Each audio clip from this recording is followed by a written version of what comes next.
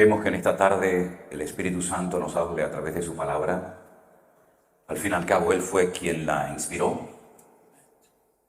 Dice la Biblia, toda escritura es inspirada por Dios y útil para corregir, para redarguir, para enseñar, para exhortar, para animar, fortalecer, ¿verdad? El Señor sabe lo que tu corazón necesita en esta noche. Y como la palabra es poderosa y el Señor sabe lo que tú necesitas, el Señor te va a dar la porción que tu espíritu está necesitando recibir hoy. Como dice la palabra, lo decíamos esta mañana, el que tiene oído para oír, que oiga lo que el Espíritu va a decir a la iglesia. Aleluya. Gracias te damos, Señor, en esta tarde por esta oportunidad nueva de poder estar aquí congregados en torno a tu presencia, en torno a tu palabra. Te pedimos, oh buen Dios, que nos hables a través de ella y que podamos aprender cosas que fortalezcan nuestra vida y nos animen a seguir adelante, Padre. Gracias te damos, Señor. Nos ponemos en tus manos, en el nombre de Jesús. Amén y amén. Gloria a Dios. No sé cuántos han traído sus Biblias. Si no, no se preocupen, yo les voy a leer una porción de un evangelio que recibe el nombre de Marcos. Tenemos en nuestras Biblias 4 evangelios: Mateo, Marcos, Lucas y Juan. Con esos 4 evangelios se pretendió alcanzar a todas las etnias, a todas las razas, a todos los pueblos de la época. Porque cada uno de ellos le escribió a un pueblo diferente. Porque no hay 2 pueblos iguales. Cada país, cada etnia, cada raza tiene sus costumbres, su cultura, su idiosincrasia. Y Mateo, cuando escribe su evangelio, tiene en mente alcanzar, evangelizar con su evangelio, con su libro, a los judíos. Él era judío. Él había sido un recaudador de impuestos y recibió el llamado para dejarlo todo y seguir al Señor. Con una palabra, una sola palabra, Él lo dejó todo, se levantó y siguió al Maestro. Sígueme. Y dice la Biblia, y dejándolo todo, le siguió. Qué tremendo, ¿no? Con una sola palabra. Por eso Él emplea muchos textos del Antiguo Testamento, porque las personas que van a leer su libro conocen bien el Antiguo Testamento, son judíos. El judío desde chiquitito está leyendo la Torá, la palabra de Dios. Y por eso Él dice muchas veces, para que se cumpliese lo dicho por el profeta. Profetas que para ellos eran conocidos, eran admirados, eran sus héroes de la fe. Sin embargo, Marcos emplea otro lenguaje, otras expresiones, es más dinámico. Él presenta al Señor Jesucristo como el siervo obediente, el siervo sufriente. Mateo lo presenta como el Mesías, el que había de venir y vino. Pero como Marcos le va a escribir a los romanos, y los romanos son los que en aquel tiempo dominaban y controlaban el mundo, por lo menos el mundo conocido. Para ellos había 2 tipos de personas: los romanos, que gozaban de todos los privilegios, tenían ciudadanía, etc. Y los que no eran romanos. Y los que no eran romanos estaban para servirles a ellos. Como Jesús no era romano, Marcos presenta al Señor Jesucristo como un siervo sufriente, obediente, ¿verdad? Que no cuestiona absolutamente nada, sino que actúa rápidamente en obediencia a los mandatos y a las directrices de su Padre. Lucas es un evangelio muy culto, muy profundo, porque le está escribiendo a un hombre llamado Teófilo, el amado de Dios o el que ama a Dios. Y los griegos, como ustedes saben, ellos buscaban sobre todo sabiduría. Grecia fue la cuna de la filosofía. Allí estaban los estoicos y epicúreos. Grecia le daba un culto también muy grande al cuerpo, al hedonismo. Fueron los creadores de la democracia. Los grandes filósofos como Aristóteles, Sócrates, Platón, etc., todos eran de origen griego. Y él entonces presenta a Jesús como el varón, como el hombre perfecto, ¿verdad? Donde no hay nada que objetar. Juan es un evangelio completamente diferente a Mateo, Marcos y Lucas. Porque como dije esta mañana, él escoge a propósito 7 milagros o señales, como bien las llama él, y le escribe a los cristianos, a la cristiandad, tanto judíos como gentiles que han entendido el evangelio y que quieren conocer más al Señor Jesús. Si alguien en esta vida conoció bien al Señor Jesús, sin lugar a dudas fue Juan. Podríamos decir en cierto sentido que así como David en el Antiguo Testamento fue el hombre más cerca del corazón de Dios, Juan fue el hombre más cerca del corazón del Señor Jesús. Fue el único que en la última cena se recostó sobre el pecho, sobre el costado del Señor Jesucristo e hizo una pregunta diferente. Cuando el Señor dice, hay uno de vosotros que me va a entregar esta noche, todos entraron en shock, en pánico. Y todos le preguntaron al maestro, ¿seré yo, Señor? ¿Te refieres a mí? ¿Seré yo? Sin embargo, Juan estaba convencidísimo de que él nunca iba a abandonar ni a traicionar al Señor. Y le dice, ¿quién es, Señor? Diferente la pregunta, ¿eh? De decir, ¿seré yo? A decir, ¿quién es? Porque yo sé que yo no te voy a entregar. Y entonces el Señor le dice, presta atención. Voy a mojar el pan en vino, que hoy en día no significa nada, pero en aquellos tiempos mojar un trocito de pan en vino y dárselo a una persona era transmitirle un mensaje sin palabras, diciéndole, te ofrezco mi amistad, te acepto tal y como eres. Tus problemas son mis problemas, lo mío es tuyo, lo tuyo es mío, y quiero ofrecerte mi amistad. Y entonces le dice a Juan, fíjate ahora lo que voy a hacer. Moja pan en vino y le dice, al que yo se lo dé, ese es. Se lo dio a Judas. Judas lo tomó y dice la Biblia que inmediatamente se levanta de la mesa.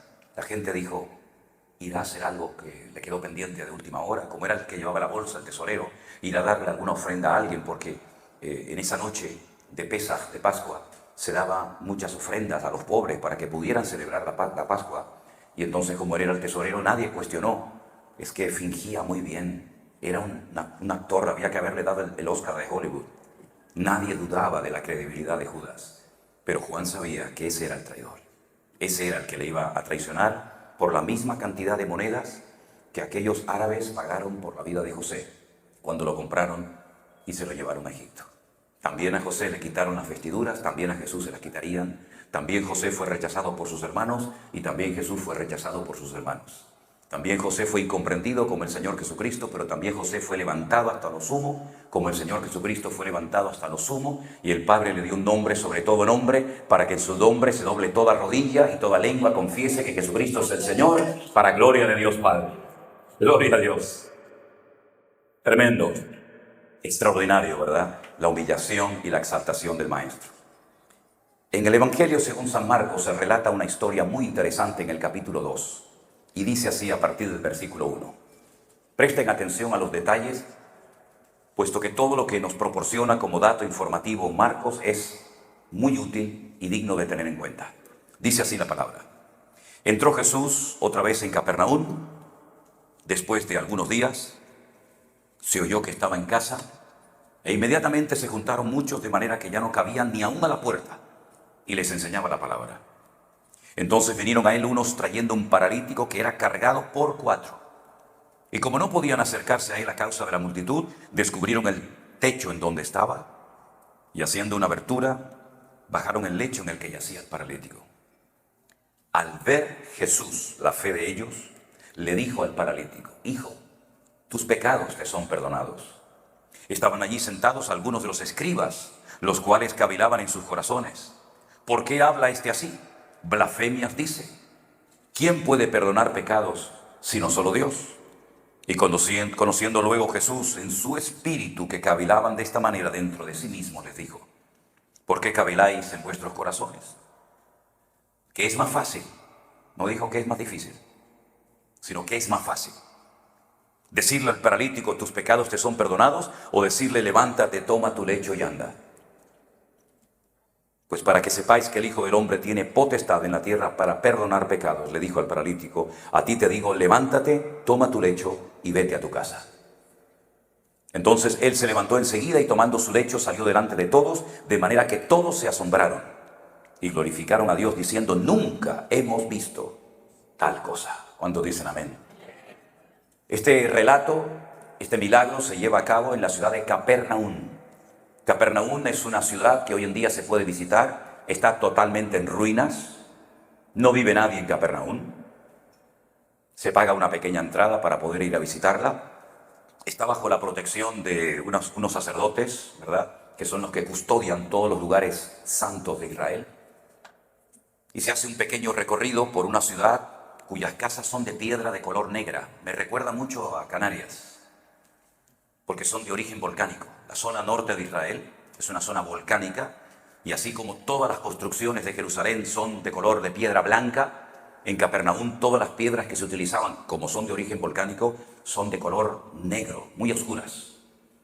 Y con esas piedras se hacían casas, se construía un pequeño molino que tenía una piedra convexa y otra cóncava, y una encajaba dentro de la otra, y entonces se ponía un palo, y una mujer giraba hacia un lado, la otra giraba hacia un lado, y el Señor un día las miró y les dijo: mirad, dos mujeres estarán moliendo en un molino, la una será tomada y la otra será dejada. Así que ese era el molino casero, el molino que se utilizaba frecuentemente. Luego estaba el otro molino, ¿verdad? Y todo se hacía con piedra, absolutamente todo. Las sillas, las mesas, una especie como de pesebres o de bebederos para que los animales bebieran. Todo lo que se hacía en aquella época era con piedra, la piedra del lugar. Y a esa gente que trabajaba la piedra se les llamaba carpinteros. Así que los carpinteros no eran como nosotros pensamos hoy en día, los que trabajaban única y exclusivamente la madera, sino eran los canteros, los que cortaban la piedra y le daban forma de vaso, de silla, de mesa, de estantería o de lo que fuera. Y la palabra carpintero en hebreo significa hombre inteligente. Y el papá de Jesús era un hombre inteligente porque trabajaba la piedra. ¿Están aprendiendo algo? Pues todavía hay más. El pueblo donde Jesús vivía, donde hizo su cuartel general, más del 75% del tiempo de su ministerio lo dedicó a estar en el norte, concretamente en la ciudad de Capernaum. Aquí hizo milagros tremendos. Aquí él demostró su poder y su gloria y su autoridad. Y llegó a decir: Capernaum, Capernaum, si los milagros que yo he hecho en ti los hubiera hecho en Tiro y en Sidón, tiempo ha que se hubieran arrepentido en polvo y ceniza. Pero así como has sido levantada, así vas a descender a los mismos infiernos. Capernaum. Cafer en hebreo significa pueblo. Nahum es el profeta Nahum. Así que Capernaum era el pueblo del profeta Nahum. Era una pequeña población de pescadores, de gente muy humilde, de gente muy pobre, que ni siquiera tenían un trozo de tierra para poder cultivar. Y entonces bajaban sus barcas, que está allí mismo en el mar de Galilea, o el Kineret. La palabra Kineret viene de la palabra hebrea Kinor, que significa arpa, porque el Kineret, el lago de Genesaret o el mar de Galilea, tiene forma de arpa. Y cuando soplan los vientos, porque allí se juntan diferentes corrientes de vientos, se producen unos sonidos muy interesantes. Allí vivía el Señor, allí vivía Pedro y muchos de sus discípulos. Allí fue donde el Señor Jesucristo sanó un día a la suegra de Pedro. Y ahí en esa casa era donde el Señor Jesucristo entraba muchas veces a dormir, a descansar, a comer. Pero no piensen ustedes que era una casa gigantesca. No. Era una casa pequeña, con el suelo de tierra. Y un día el Señor, mirando el suelo de tierra, y cuando cae el sol, que ya es totalmente oscuro y no hay luz eléctrica como aquí, Él dijo: una vez una mujer perdió una moneda y no la podía encontrar. Pero cuando la encontró, llamó a sus vecinos y así se regocijó, porque encontró la moneda perdida. Y entonces se inspira, ¿verdad?, el Señor, y dice: así es todo aquel pecador que se arrepiente de sus pecados, y el Hijo del Hombre vino a buscar y a salvar lo que se había perdido. Él estaba en aquella casa, una casa humilde, pequeña, donde no había mucha capacidad para entrar mucha gente, y de repente ocurre algo curioso. Los techos no eran de cemento, los techos no eran de hormigón, los techos eran hojas de palmera, ¿sí? Tapaban las casas con hojas de palmera para cubrirse de las inclemencias del tiempo, del sol, y entonces vieron que había ruido en el techo y comenzaron a quitar las hojas de palmera y comenzaron a descolgar con cuerdas a un paralítico que, por lo visto, quería entrar al culto, quería entrar a la casa donde el maestro estaba, pero no podía, como dice aquí, a causa de la multitud, porque la casa estaba abarrotada, estaba llena de gente.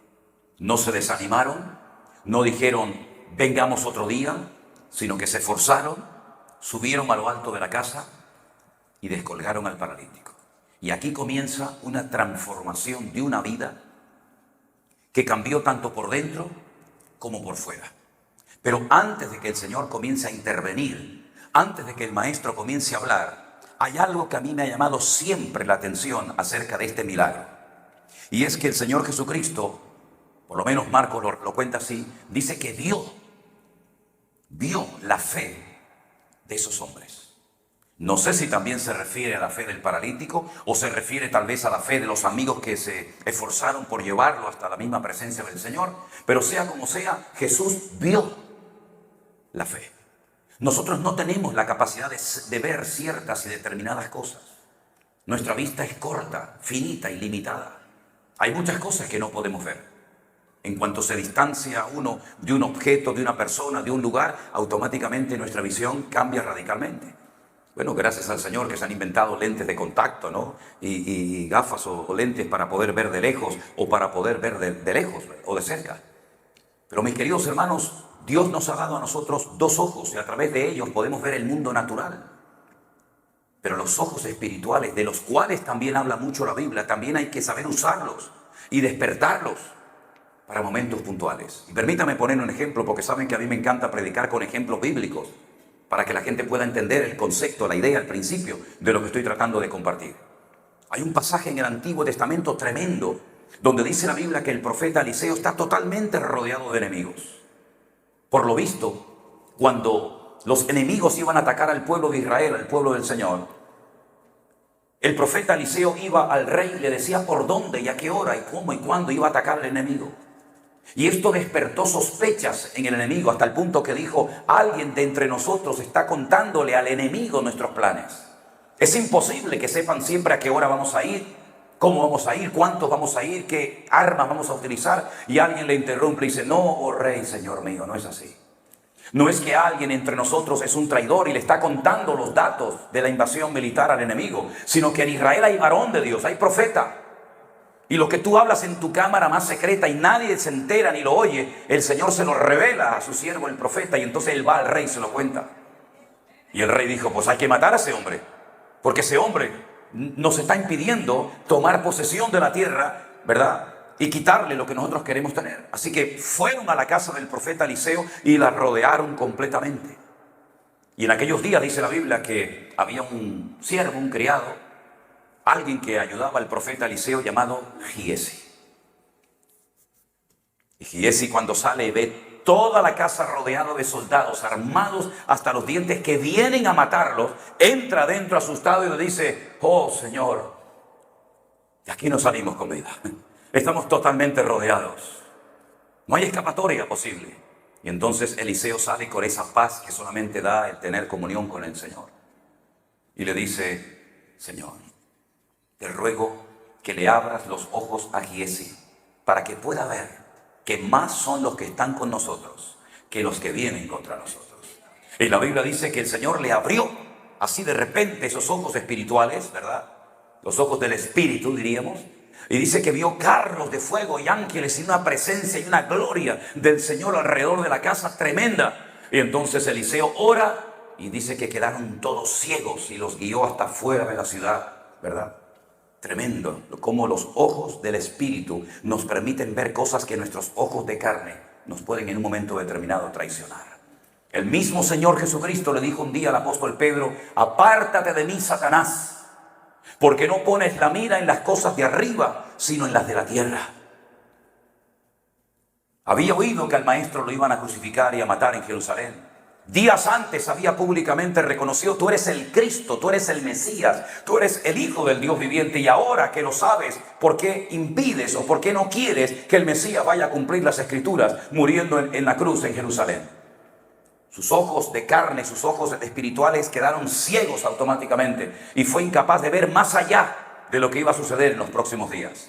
Nosotros tenemos que pedirle al Señor que abra nuestros ojos. No hay una canción que dice: abre mis ojos, Señor, para que vea tu rostro, para que vea tu luz. Oremos al Señor para que los problemas, las circunstancias, las cosas que nos rodean no nos atemoricen. Dice el Salmo 27, versículo 1: aunque un ejército acampe contra mí, no temerá mi corazón, porque el Señor es mi luz y mi salvación. Por tanto, no temeré lo que me pueda hacer el hombre. Hermanos queridos, nosotros estamos protegidos de noche y de día 24 horas. No tenemos que tenerle miedo a nada ni a nadie. Recientemente, hace unos días, alguien, no me acuerdo exactamente dónde, me comentaba que cerca de su casa viven unos brujos, unos santeros. Y le dije, ¿cuál es el problema? Mis hermanos, se lo estoy diciendo, hay unos santeros, unos brujos que viven al lado de mi casa. Y le digo, ¿usted tiene miedo? Me dice, sí. Digo, pues tendría que ser al revés. Son ellos los que tendrían que tenerle miedo a usted. Porque por un camino vienen, pero por 7 se van. Y mayor es el que está en nosotros que el que viene contra nosotros. Así que tiene una oportunidad para ver el poder de Dios. Que maten pavos, que enciendan velas negras, que pongan cocos y lo que quieran. A nosotros no nos afectan esas cosas, porque el ángel del Señor acampa alrededor de los que le temen y los defiende, dice la Biblia. Fuertes aplausos a nuestro Dios, mi hermano. ¡Aleluya! Estamos protegidos de noche y de día. Y aunque andemos por valles de sombra y de muerte, no temeré mal alguno, porque el Señor es mi pastor y nada me faltará. Bendito sea Dios.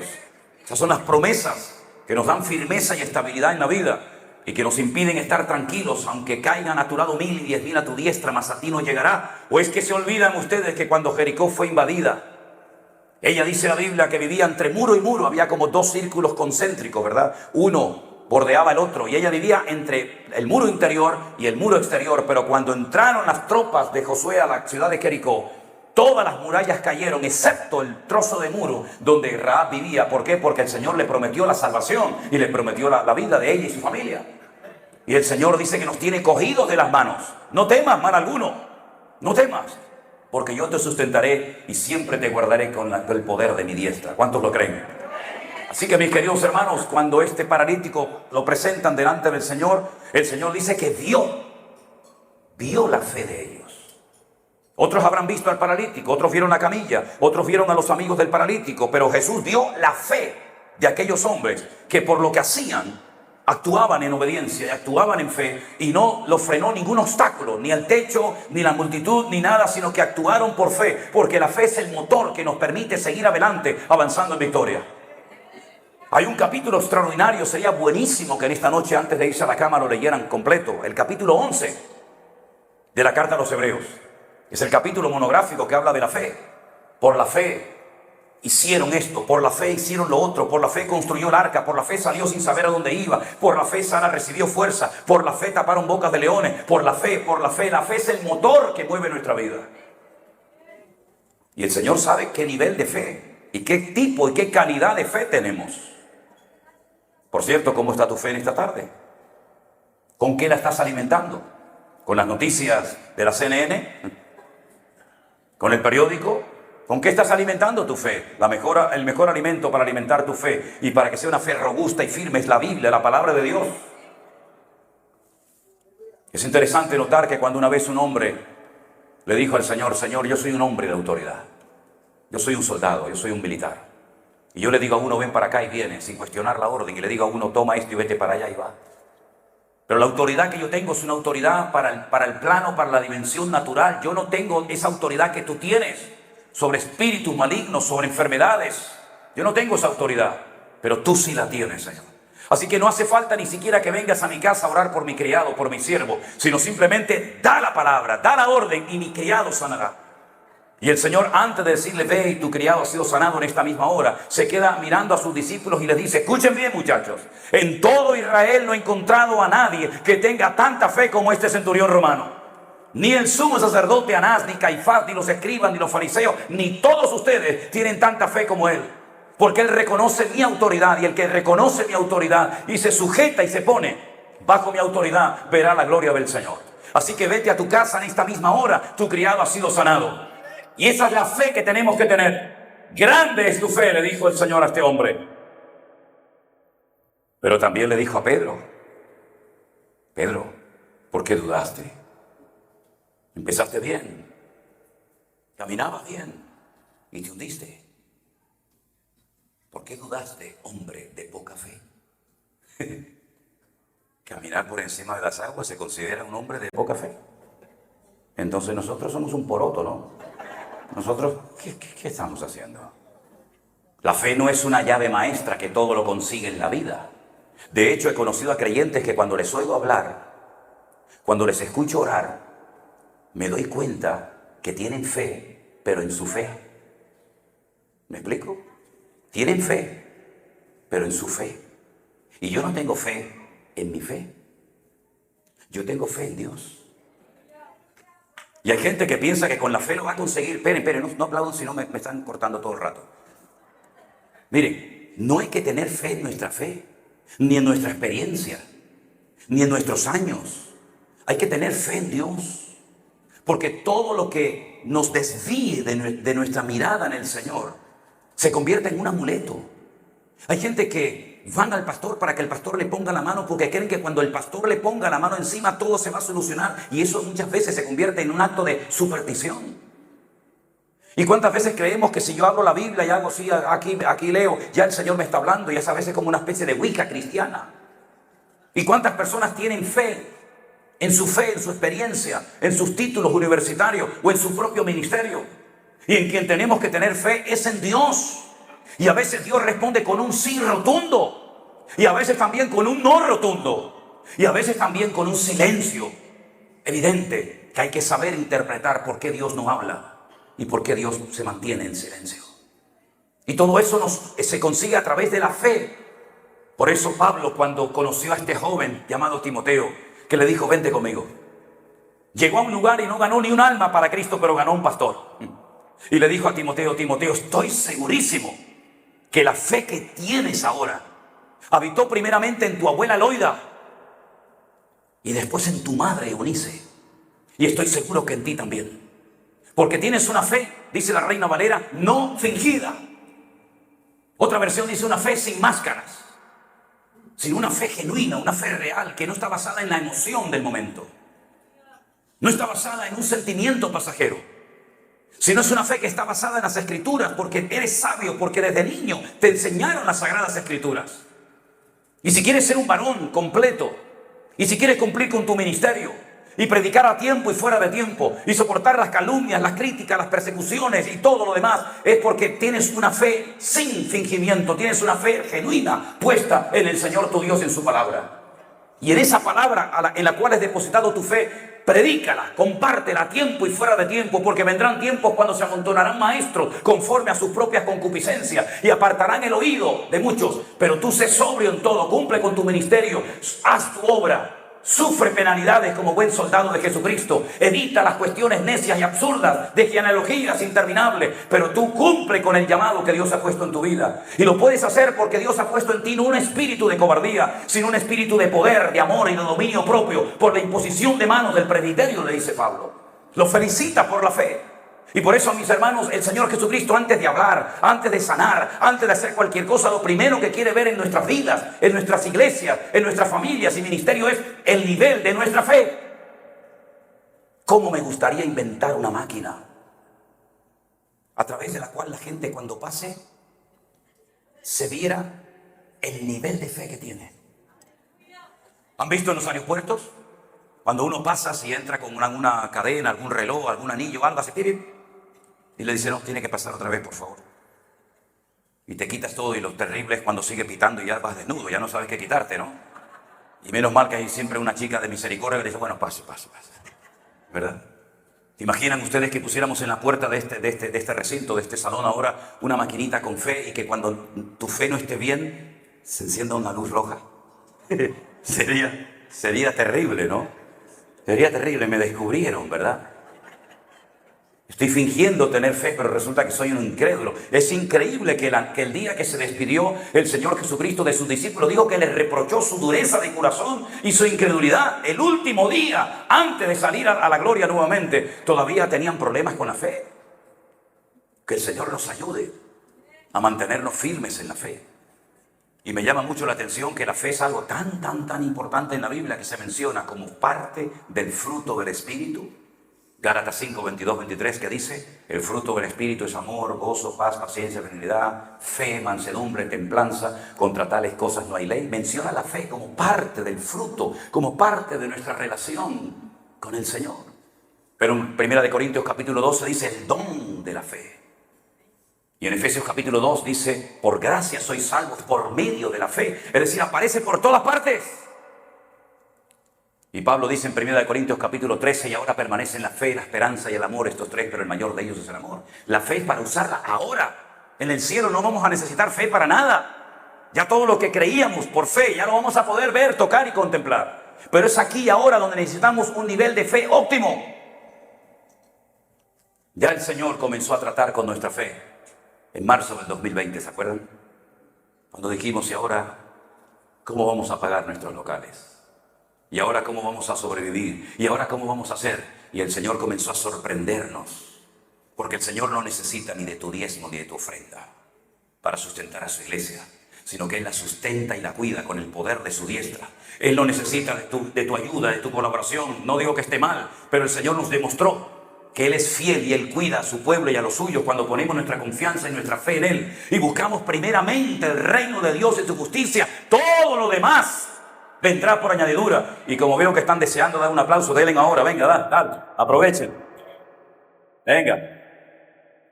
Vale, ya está. Los gentiles son los que buscan estas cosas que a ustedes tanto les afanan, queridos míos.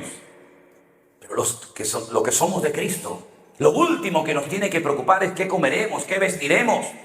Miren, Salomón con toda su gloria no fue capaz de vestirse con la gloria de los lirios del campo.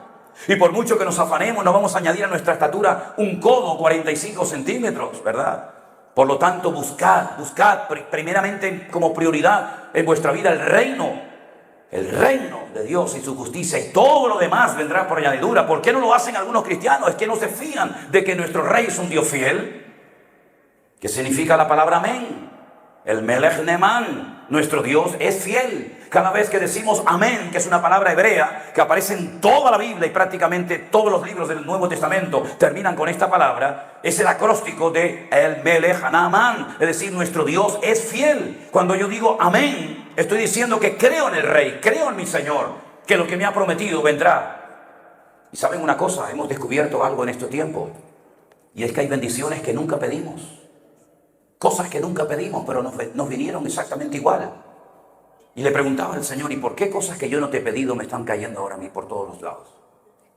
Porque dice la Biblia, yo lo sabía, que el bien y la misericordia me seguirán todos los días de mi vida.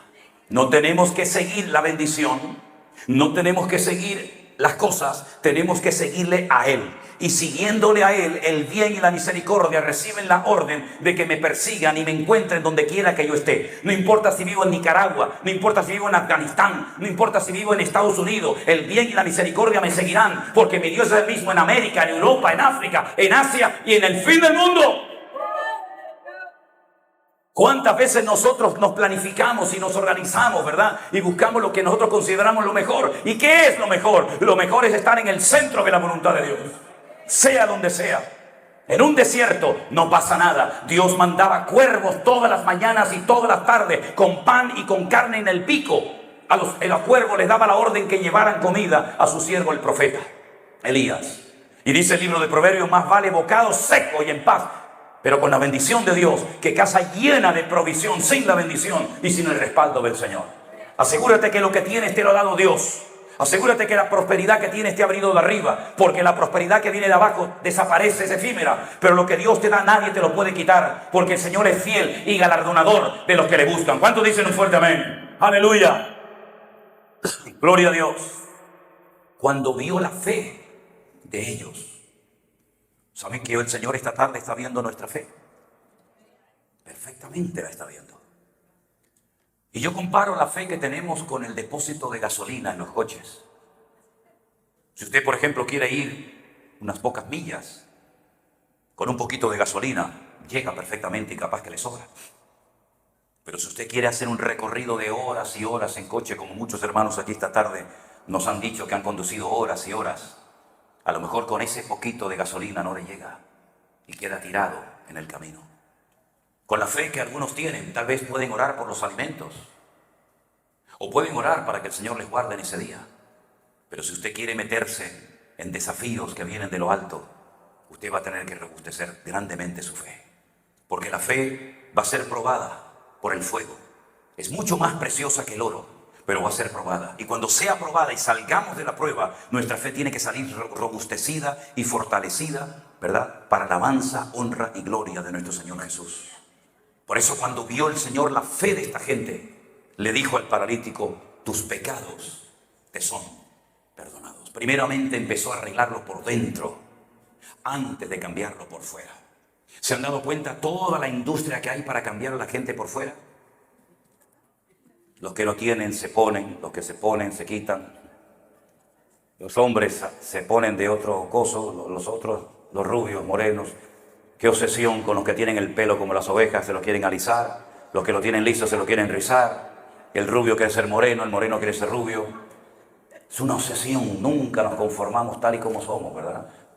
Nos miramos al espejo, se enfadan con el espejo, sacan una foto, se enfadan con la cámara. No se enfade con el espejo. Usted es así, querido, no hay más, no hay nada más que hacer. A veces cuando dicen, ¿podemos hacer una foto con usted? Sí, y le dicen al del teléfono, al de la cámara, sáqueme guapa. Hermana, le va a sacar lo que hay, no se enfade con el teléfono. Después se cambian a otro modelo de iPhone superior porque este le salió como no quería. ¿Y qué quieres que haga? ¿Qué quieres que haga? Se enfadan hasta con la tecnología, ¿no? Tenemos que aprender a aceptarnos tal y como somos. Y lo primero que tenemos que tener en orden es nuestra vida interior. ¿De qué sirve que demos una imagen espectacular por fuera si por dentro estamos podridos? ¿Conocen la historia de aquel árbol gigante, una secoya? Esos árboles gigantes que están aquí en Estados Unidos y en Canadá, ¿verdad? Todo el mundo iba a sacarse fotografías al lado de este gigantesco árbol. Era el orgullo de la comarca. Estaban en fotografías, en postales, en películas. Todo el mundo se iba a hacer fotografías al lado de aquel gigantesco árbol. Había aguantado tormentas, rayos, de todo. Y allí estaba en pie. Pero una mañana, este gigantesco árbol apareció tumbado en el camino. La gente lloraba, decía, ¿pero qué ha pasado? Si anoche no hubo viento, no hubo tormenta, no le cayó un rayo, ¿qué es lo que ha pasado? Vinieron unos expertos y comenzaron a extraer partes de la madera del interior de dicho árbol y llegaron a la conclusión de que hacía mucho tiempo se habían metido en sus entrañas una especie de termitas, una especie de gusanos que fueron carcomiendo y comiendo y comiendo y comiendo por dentro. Por fuera era espectacular, era precioso, pero por dentro estaba podrido. ¿Y cuántas vidas por fuera pueden aparentar espiritualidad, santidad, carisma, todo lo que ustedes, todos los adjetivos que quieran poner? Pero el Señor lo primero que quiere arreglar en nuestra vida es nuestro corazón. Sobre toda cosa guardada, guarda tu corazón, porque de él fluye, de él mana la vida, ¿verdad? Y es por dentro, es nuestra radiografía espiritual lo que tenemos que analizar cada día. Es verdad que la Biblia no nos da muchos datos acerca del aspecto físico de Jesús. No sabemos si era alto o bajo. No lo sabemos. Si tenía los ojos azules, verdes o negros, no lo sabemos. No sabemos si Jesús era una persona gruesa o muy delgada. Si era rubio, moreno o pelirrojo. No sabemos esos detalles de su aspecto físico, porque al fin y al cabo son innecesarios. Pero cuántos detalles nos da la Biblia acerca de cómo era por dentro, ¿verdad? Y la radiografía del carácter de Cristo está en las bienaventuranzas. Mateo capítulo 5. Bienaventurados los mansos, es decir, los que se dejan moldear, porque de ellos es el reino de los cielos. Y aunque era hijo, dice la carta a los hebreos, aunque era hijo por lo que padeció, aprendió obediencia, ¿verdad? Y lo perfeccionó por medio de las aflicciones, dice otro versículo de la carta a los hebreos. Bienaventurados los misericordiosos. Nadie fue tan misericordioso, ¿verdad?, como nuestro Señor Jesús. Bienaventurados los de limpio corazón, porque ellos verán a Dios, los que no tienen el corazón dividido. Por eso cuando escuchamos esos textos que dicen, amarás al Señor tu Dios con todo tu corazón, en hebreo dice,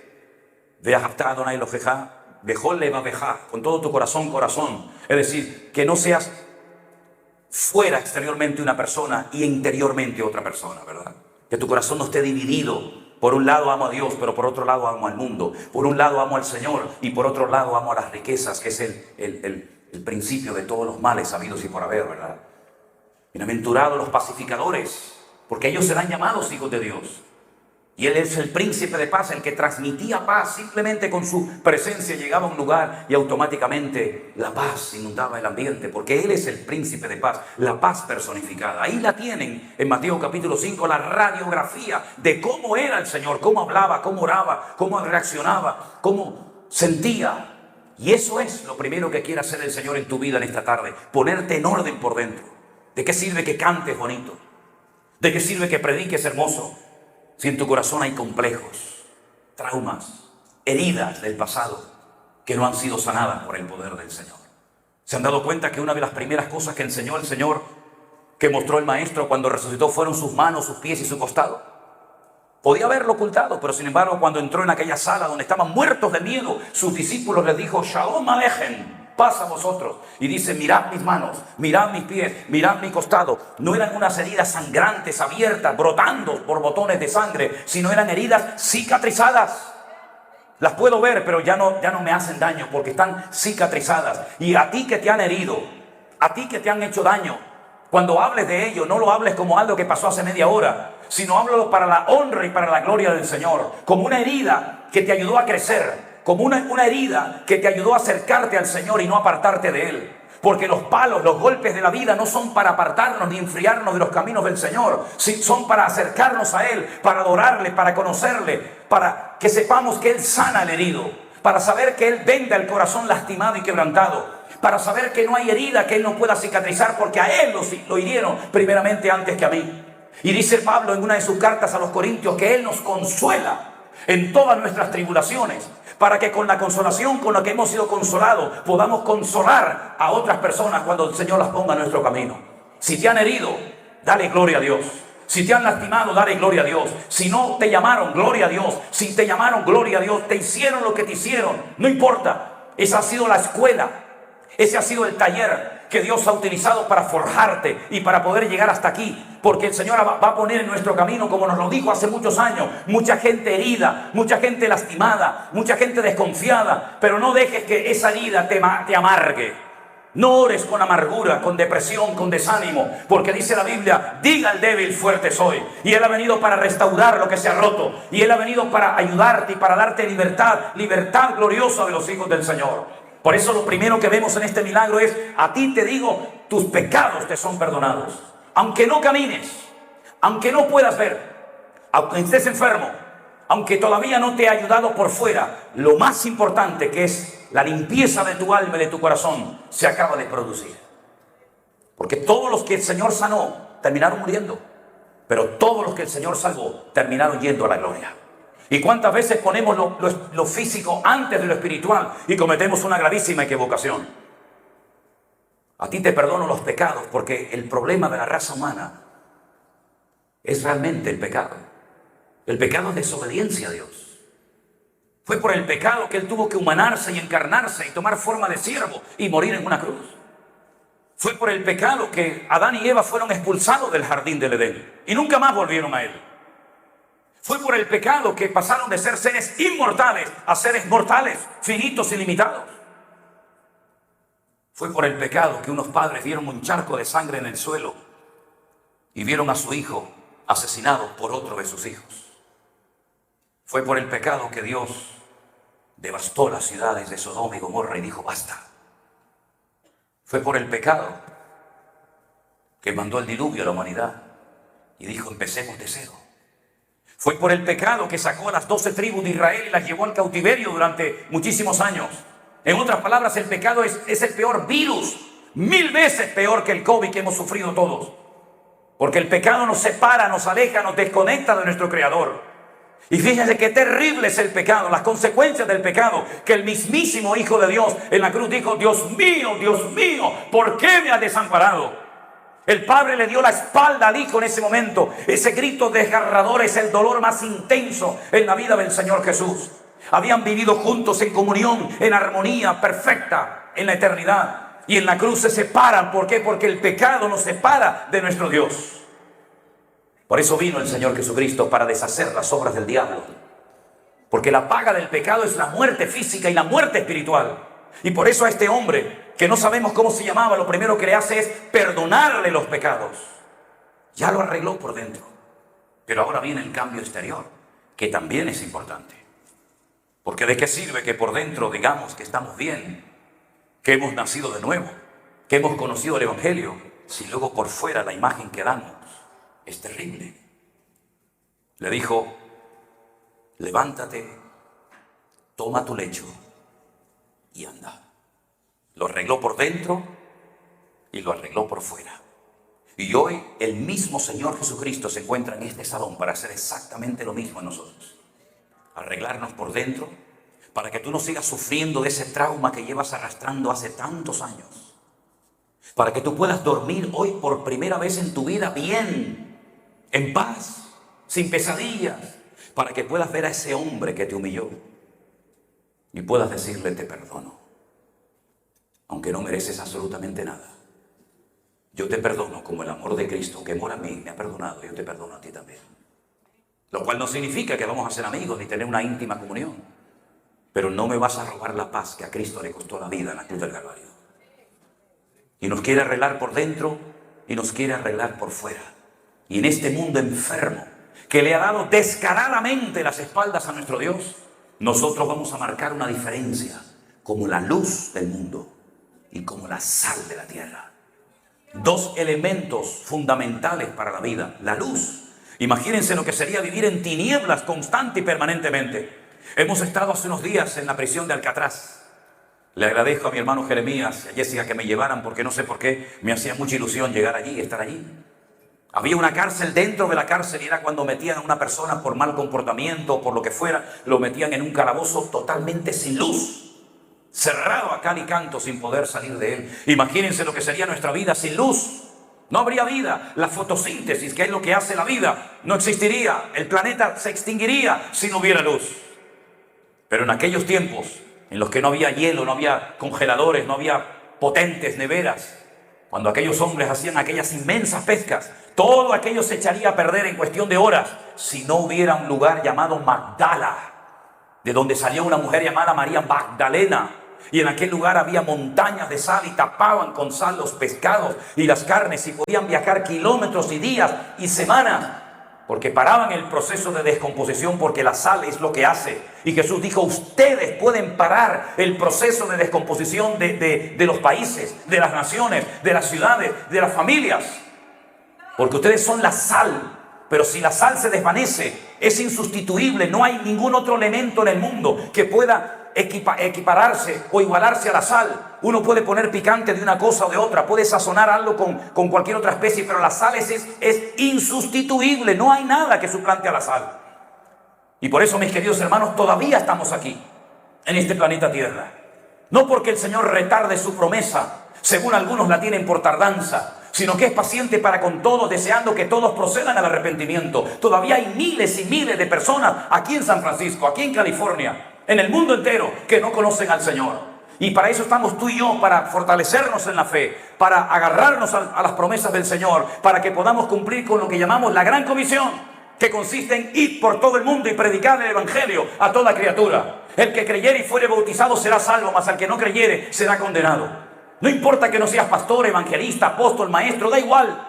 Aprovecha a las personas que te conocen, tus amigos, tus familiares, tus parientes, háblales del Señor. Ora por ellos, visítalos, hazles una llamada, regálales un folleto, un Nuevo Testamento, una Biblia. Haz algo, pero no calles, no seas un cristiano mudo. Que no pase desapercibida tu vida en esta sociedad, porque si algo necesita hoy en día el mundo es encontrarse, es reencontrarse otra vez con el Rey de Reyes y el Señor de los Señores. Mereció la pena romper el techo, porque el Señor le cambió la vida a este hombre. ¡Aleluya! Así que, mis queridos hermanos, cuando este hombre le dijo al Señor: ahora levántate, toma esa camilla, te la pones encima, como se lo dijo en varias ocasiones a la gente, y utiliza eso que te ató, utiliza ahora para dar testimonio de lo que yo he hecho en tu vida. Utiliza tu pasado para glorificar a Cristo y dar testimonio de que ahora somos pueblo de Dios, real sacerdocio, nación santa, pueblo adquirido por Dios. ¿Para qué? Para anunciar, para proclamar, publicar las virtudes de aquel que nos llamó de las tinieblas a su luz admirable. No hay nadie que sobre, al contrario, hacen falta manos, muchas manos. La iglesia virtual, la necesidad más grande que tiene en este momento es de obreros, de hombres y mujeres con espíritu de siervo, no con afán de protagonismo, sino con deseo de servir a Dios y al prójimo. Y clamamos cada día para que el Señor levante obreros. Hay una tremenda necesidad de personas cualificadas y dispuestas a esforzarse, a sacrificarse por el reino. Porque nos vamos a encontrar con muchos cojos, con muchos paralíticos del alma, con muchos heridos del alma, con su alma rota y desgarrada, y no saben a dónde ir ni a quién clamar. Pero tú y yo tenemos un mensaje de vida y de esperanza para el mundo. Y si en esta tarde hay alguien que ha venido aquí a esta reunión por casualidad o invitado por un padre, una madre, un amigo, un hermano en Cristo, no estás aquí por casualidad. El Señor te ha traído primeramente para ponerte bien por dentro. No sigas llorando más por aquello que te hicieron. Deja que el Señor te sane. Porque dicho sea de paso, el Señor dijo a través de la boca de Pedro que Él vendrá cuando se produzca la restauración de todas las cosas. Y hay tantas cosas que restaurar en la iglesia. Hay tantas manchas y arrugas que todavía tenemos. Dejemos que el Señor nos trate. Dejemos que el Señor nos cambie, nos moldee, para que cada día podamos parecernos más y más a Él. Esa imagen, que no es una imagen física, que Dios creó, que Dios puso en el hombre, que se distorsionó, que se alteró por el pecado y quedó totalmente difuminada. Es a través de Cristo que podemos volver a recuperar la imagen que teníamos en un principio, pero solamente es cuando le dejemos a Él que nos arregle por dentro y nos arregle por fuera. ¿Cuántos dicen amén? Cierra tus ojos ahí donde estás en este momento, querido hermano y amigo. Los que estaban en aquella casa dijeron ese día: nunca hemos visto cosa semejante. Nunca en nuestra vida podíamos imaginarnos que en nuestro pequeño pueblo, insignificante, perdido allí en las montañas de Galilea, veríamos la gloria de nuestro Dios. Nunca nos podíamos haber imaginado que el Señor haría tantas maravillas entre nosotros. Pero hermanos queridos, las ha hecho, las ha hecho. Y en esta tarde yo quisiera que todos y cada uno de nosotros reconociéramos la obra que el Señor ha hecho en nuestras vidas. Pero la ha hecho para que nosotros podamos estar capacitados ahora para ayudar a otras personas. San Francisco, Sacramento, Los Ángeles, todos y cada uno de los estados de este país necesitan urgentemente una visitación del poder de Dios. No podemos dejar este tesoro encerrado en las paredes de un salón. Tenemos que salir por el mundo y divulgar este mensaje para que las almas sepan que ahora hay un camino seguro que se llama Jesús. Para que sepan que la verdad se puede conocer y experimentar y se llama Jesús. Para que sepan que hay un mediador entre Dios y los hombres que nos escucha y nos conoce, que se llama Jesús. Para que sepan que hay un nombre a través del cual podemos ser salvos y su nombre es Jesús. Para que los enfermos, endemoniados, paralíticos, cojos, ciegos, físicos o espirituales sepan que Él es el mismo ayer, hoy y por los siglos. Pongamos en acción nuestra fe, usemos nuestra fe, vivamos por fe. Al fin y al cabo la Biblia dice que el justo por la fe vivirá, el justo existirá por medio de la fe.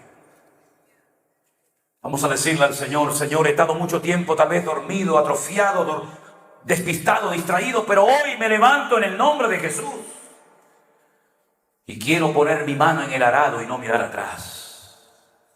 Quiero ser un hombre y una mujer útil, no importa la edad. Lo que importa es la actitud. No te sientas, hermano querido, por los años que tienes, hermana, como un mueble viejo que no sabe dónde meterte. Parece que molestas en todas partes, pero a Dios no le molestas. Él te dice: venid, venid a mí los trabajados y cargados, que yo hoy os haré descansar.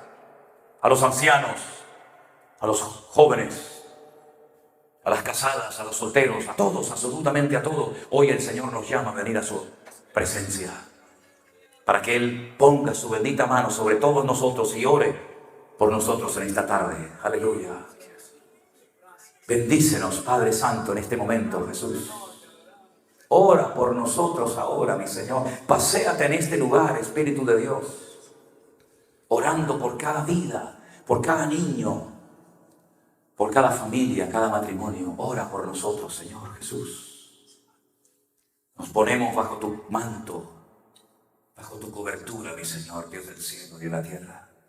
Te buscamos a ti en espíritu y en verdad. Invocamos tu nombre, oh eterno Dios. Aleluya.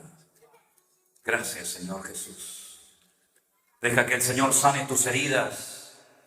Deja que el Señor calme tu ansiedad, se lleve tu depresión, tu desánimo y ponga la paz, Shalom, La paz que sobrepasa todo entendimiento humano guardará vuestros corazones y pensamientos en Cristo Jesús.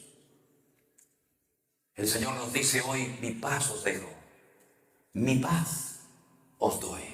No como el mundo la da, sino mi propia paz, la que yo tuve cuando caminé por la tierra, la que me ayudó a estar en paz delante del juicio de Poncio Pilato.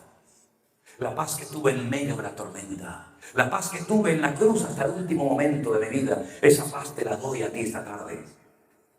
Te la doy, hijo mío, hija mía, te la doy. Es tuya, disfruta de ella. Duerme en paz, vive en paz, haz todo en paz. Porque mi paz soy yo. Y yo he prometido estar contigo todos los días hasta el fin del mundo. Aleluya. Me gustaría muchísimo que oráramos los unos por los otros. Toma la mano del hermano a tu lado. Jeremías, ven aquí. Jessica, podéis venir. Elena, sube. Hermanos queridos, ahora tiene la oportunidad de orar por el hermano a su lado. Su familia, su casa, sus hijos, su negocio.